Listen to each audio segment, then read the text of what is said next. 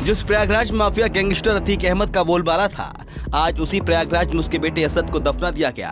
जिस इलाके में उसके खौफ से लोग डर डर के जीने को मजबूर थे, आज वही लोग चैन की सांस ले रहे हैं। अतीक के बेटे असद अहमद और शूटर गुलाम के शव को आज सुपुर्द खाक कर दिया गया। असद का शव प्रयागराज के कसारी और मसारी कब्रिस्तान में सुपुर्द खाक किया गया है।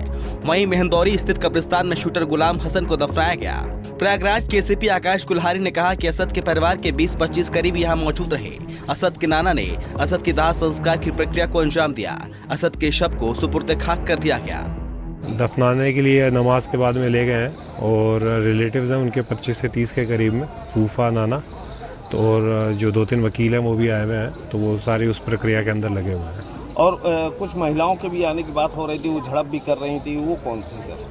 वो अभी तक उस पर कोई कमेंट नहीं कर पाएंगे। अभी तो जो रिलेटिव्स हैं वो रिलेटिव्स बैठे हुए हैं और वो यहाँ से अभी मेरे ख्याल से सुपुर्द खाक करके वो सारे लोग निकले। शाइस्ता का भी ये था नो कमेंट्स, नो कमेंट्स। वहीं कयास लगाए जा रहे थे कि अतीक की पत्नी शाइस्ता असद के जनाजे में शामिल होने के लिए आ सकती है, लेकिन ऐसा नहीं हुआ। शाइस्ता को लेकर यूपी पुलिस अलर्ट मोड पर थी। अतीक अहमद के पुश्तैनी घर से लेकर कब्रिस्तान तक सुरक्षा के कड़े इंतजाम किए गए थे। वहीं घर से लेकर कब्रिस्तान तक पुलिस की टीम पेट्रोलिंग भी करती रही। प्रयागराज में अतिरिक्त फोर्स भी लगाई गई थी। रैपिड एक्शन फोर्स और पीएससी की पीठ 8 कंपनियां बाहर से बुलाई गयी। इन सभी को पुराने शहर में संवेदनशील जगहों पर तैनात किया गया था। कि जितने भी यहाँ पर रिश्तेदार हैं उनके जो शव हैं वो यहीं पर दफनाए गए हैं। ऐसे में आज सुरक्षा की अगर हम बात करें तो भारी संख्या में यहाँ पर पुलिस बल को तैनात किया गया था। गुलाम का भी जो शव है उसको भी झांसी से लाया जा चुका है और वहाँ पर भी इस समय शव को दफनाने का जो प्रोसेस है वो किया जा रहा है।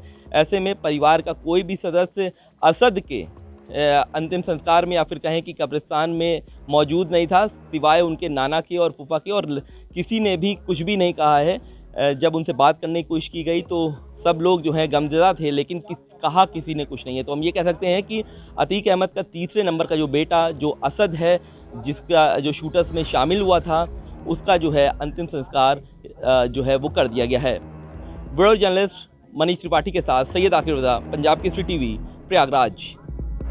बहरहाल आज माफिया अतीक के बेटे असद को मिट्टी में मिला दिया गया।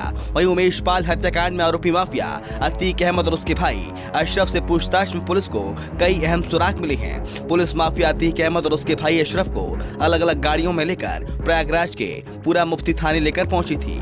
इस दौरान एनकाउंटर में मारे गए बेटे असद के सवाल पर अतीक बिना कुछ जवाब दिए अंदर चला गया। यहाँ असद को लेकर मीडिया द्वारा किए गए सवाल पर अशरफ ने जवाब दिया। उसने कहा कि वो अल्लाह की देन थी, अल्लाह ने ले लिया। तो बोलो, बेटा मार गया है, एनकाउंटर फर्जी था या सही था? अशरफ बोलेंगे,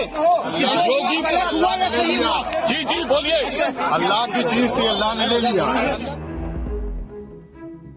भले ही चाचा अशरफ ये कह रहा हो कि अल्लाह की देन थी, अल्लाह ने ली, लेकिन इस दौरान उसके चेहरे पर भतीजे असद को खोने का गम साफ दिखाई दे रहा था।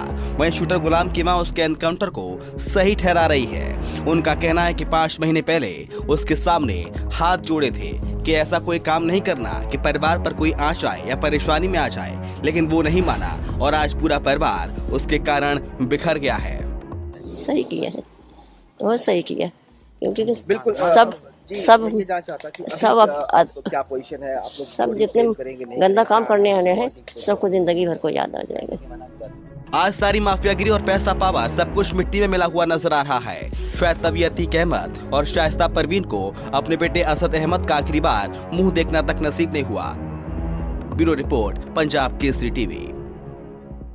हमसे जुड़े रहने के लिए हमारे YouTube चैनल को सब्सक्राइब करें और नई वीडियो की नोटिफिकेशन के लिए बेल आइकॉन को दबाएं।